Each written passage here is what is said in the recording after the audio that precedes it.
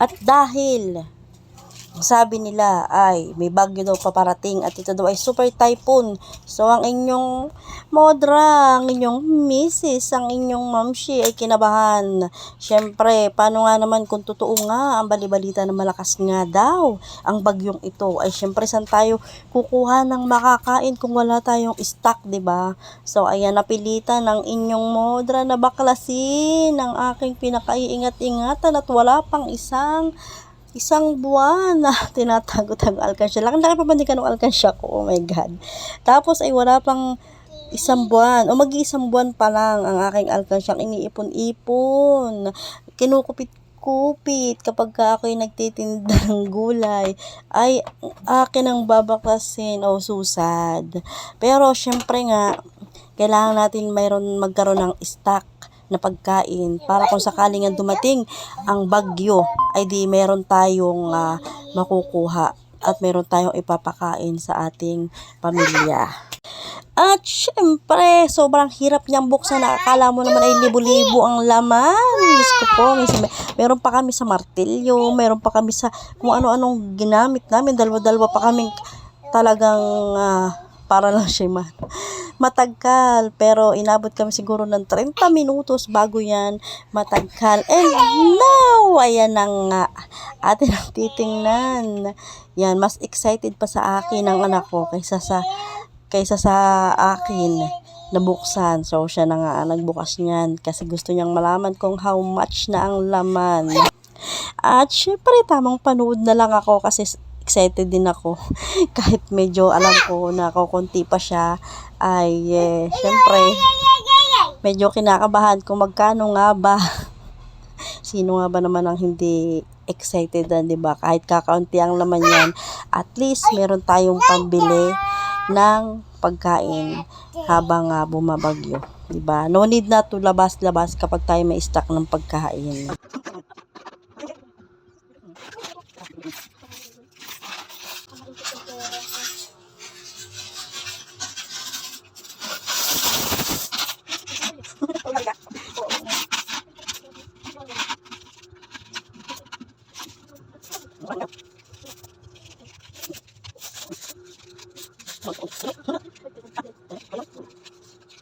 Yan mga katawang dadag.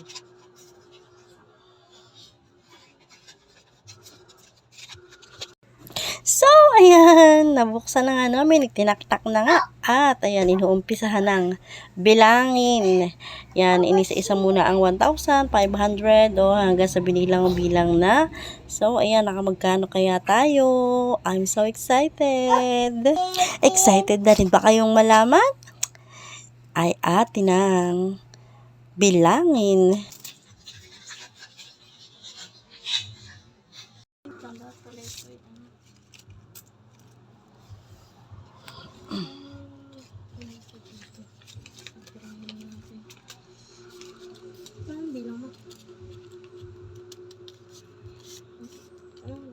Yan, may sipag-gayon pa. 1, 2, 3, 4, 5, 6, 7, 8, 9, 10, 11, 12, 13, 14, 15, 16, 17, 18, 19, 20, 21, 22 lang, baka galing 21.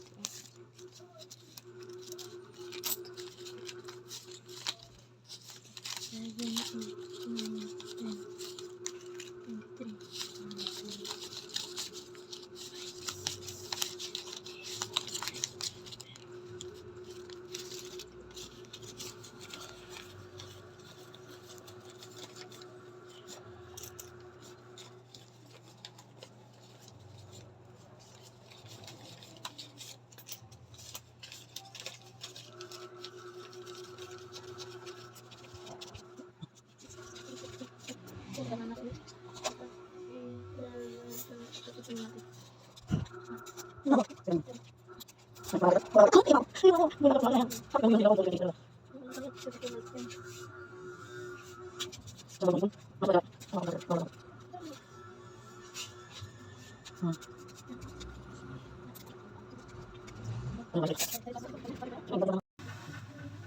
So, ayan, total siya ng 33. 5,130. So, ayan, hindi na masama. At syempre, umuwi na tayo ng bayan para mag-grocery. Bumili na tayo ng bigas, grocery, may cake pa. And then, meron tayong ulam at iba pa. Thank you for watching.